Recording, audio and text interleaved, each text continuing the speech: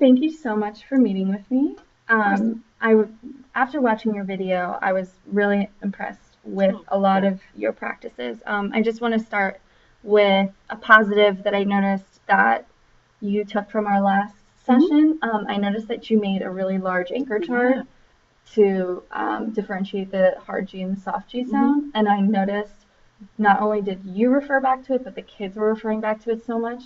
I think that was a really great decision that you made, so I wanted to instantly point that out to you. Thank you. It was a great suggestion, and the students right away, as soon as they sat down, they noticed it, and it helped them access that background knowledge that we, worked hard to collect in our last lesson. It was a really great lesson.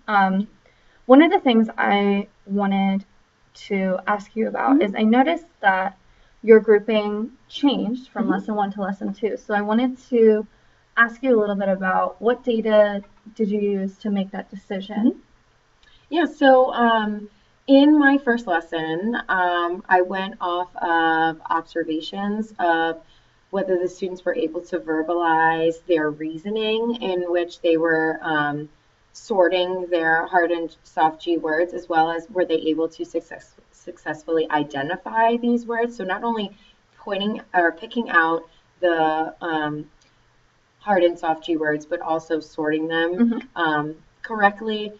I looked at how they did this with support, how much support they needed, as well as how they did this independently, because I provided them a sort for them to do a cut and paste on their own.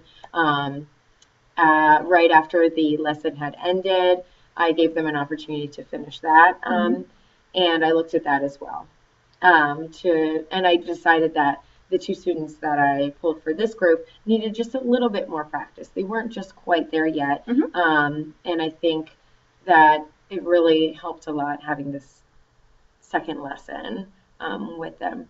I think that they're more knowledgeable and more comfortable with it now, this concept of hard and soft G. Excellent.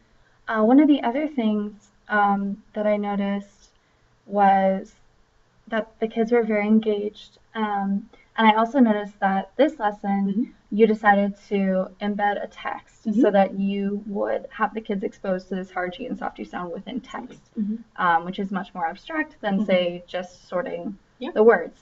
So I thought that was excellent. One of the things that you had asked me about prior to viewing your lesson was, what are some other ways to support hearing and identifying those G sounds? Because, and to your credit, I noticed that you were even able to differentiate within your group of 2. I noticed that the boy in your group kind of got it pretty quickly.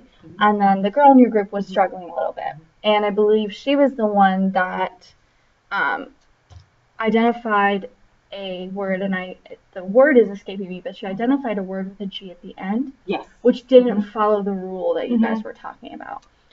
Yeah, and I made a note in the video as well, and I wanted to bring it up to you now that in my classroom, whole group, and with other small group times, we've discussed other word patterns and word rules that we can apply as we read and write. And we have already previously discussed the idea of a red word. So you may have seen and heard me reference the red word. And you were like, oh, okay. So we have already previously discussed that. And so I think it was important to make her notice that some of those words with the G doesn't necessarily mean that they're going to follow the rule that we're following. I wanted to really just focus on the G and the letter after, especially with the female student. Yeah, absolutely. So then one of the things that I noticed as well, that she was not able to identify began, and as having a word having that G sound in it. One of the things that I was wondering is, I noticed you did a really great job going back to your anchor chart, and I think the 2 words that you used, correct me if I'm wrong, as examples were goggles and goose. Is that right? Okay. So those are definitely really great words, and they're simple words so that the kids can understand them. I was wondering if perhaps having those two examples and maybe one more word with that hard G sound in the middle of the word for them to go back to, only because there was a lot of practice done with that beginning sound, and I didn't feel like there was as much practice, and maybe you did this at another time, but I didn't feel like there was as much practice with the G in the middle. So I wonder you're absolutely correct. If having exposure to some words for them to reference multiple times with the G sound, I wonder if that might help your struggling friend. I think it would definitely help. It just happened in the book that most of them were at the beginning, but I think that it's important to look at the middle and even some words that have the G sound at the end, because we don't always say and write and read words that have G's just at the beginning. So I think that's a great tip, and definitely something that I would be able to easily implement in my next lesson with these students for sure. Perfect. Let's see. One of the other things I wanted to point out that you did such a wonderful job was you are very strong with explicitly teaching. You don't overtalk. You are very clear, and I noticed like the actual word choice that you use is very clear, very easy to follow. Thank you. And I noticed that you kept going back to the rule. Kept going back to the rules. You kept reiterating the rule multiple times. You had the students reiterate the rule multiple times. So I feel like you are really strong with your explicit teaching. Thank you. To piggyback on that as well, you utilize gradual release of responsibility so well. Thank you. It just is very clear. You modeled, you did it together, then you had them do it independently. And then once you figured out, okay, I need to differentiate even more for my friend, you managed it very well. It was very smooth. It wasn't, sometimes I feel like when a student doesn't get it, it's like, okay, well, just read it again. But, that's not what you did. You changed your instruction. You thought about your questioning. You thought about your prompting. And so that was very impressive. Thank you.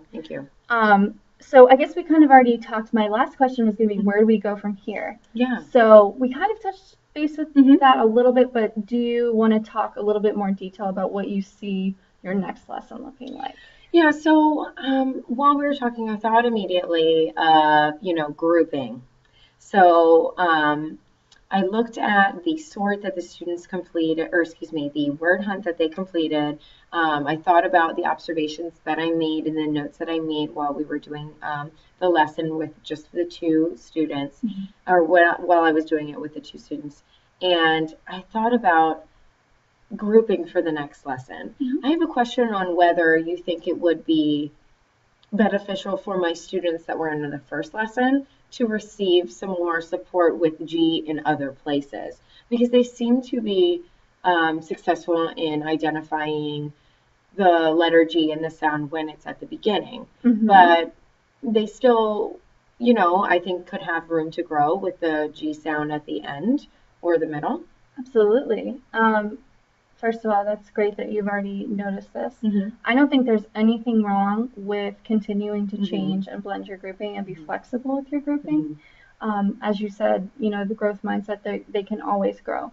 So if you wanted to pull them back and maybe focus specifically on the middle sound G, because like your friend, the girl in your lesson, she really needed that too. Absolutely.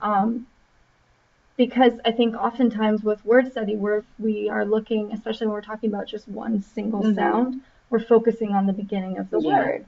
And even the text that we choose have a lot of G words in them with words that start with G. Absolutely. So I wonder if doing like a small mini lesson on where this G can also be found within the word, and then having them do the same thing, doing a word hunt where the text is selected with lots of G sounds within the middle and the beginning, I think that would be great. That definitely sounds like something that I could do easily and that I'd be interested in, doing for our next lesson with these students. So I think that would be great. Perfect. Well, you've got the flexible grouping down. You've got your data analysis down. So I'm really looking forward to seeing your next lesson. Thanks again, Kim. Thank you.